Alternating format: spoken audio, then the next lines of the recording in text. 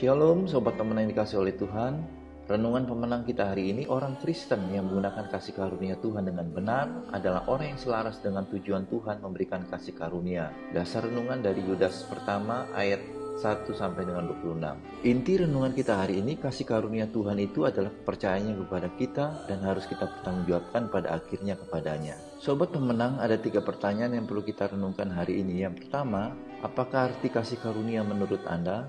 Lalu yang kedua, mengapa Tuhan mempercayakan kasih karunia-Nya kepada kita? Dan yang ketiga, sebutkan kasih karunia Tuhan yang Tuhan percayakan kepada Anda. Dan bahwa Ia menahan malaikat-malaikat yang tidak taat pada batas-batas kekuasaan mereka, tetapi yang meninggalkan tempat kediaman mereka dengan belenggu abadi di dalam dunia kekelaman sampai penghakiman pada hari besar. Ayat yang ke-6 ini tidak boleh lepas dari ayat yang ke-4. Surat Yudas ini, saudara, ini memberikan perbedaan yang sangat kontras antara orang yang menggunakan kasih karunia Tuhan secara benar dengan orang yang menggunakan kasih karunia secara salah atau memanfaatkan kasih karunia untuk memuaskan nafsu. Betapa rawannya kehidupan iman kita kalau kita tidak sungguh-sungguh mengerti untuk apa kita dipanggil oleh Tuhan. Saudara yang kasih oleh Tuhan, dalam ayat yang ke-6 ini, kenapa Yudas menyoroti malaikat-malaikat? Dalam ayat yang ke-6 ini, mereka adalah malaikat yang diciptakan untuk melayani Allah di surga. Tapi karena mereka melanggar batas-batas kekuasaan mereka, mereka ingin lebih hebat, mereka ingin keluar dari konsep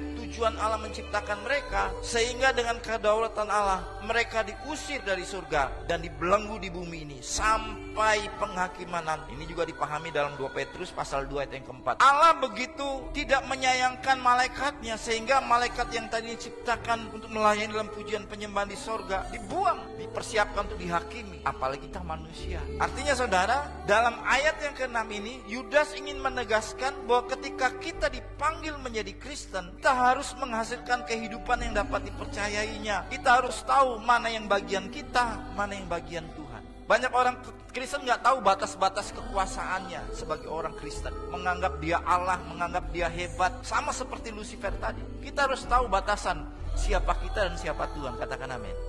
Sobat pemenang, mengikuti dan meneladani ajaran Tuhan Yesus Kristus untuk berdoa dengan tidak jemu-jemu.